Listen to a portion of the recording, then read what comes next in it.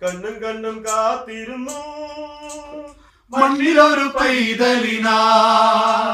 കാതോടു കാതോരം കേട്ടിരുന്നു ദൈവപുത്രൻ പിറക്കുമെന്ന്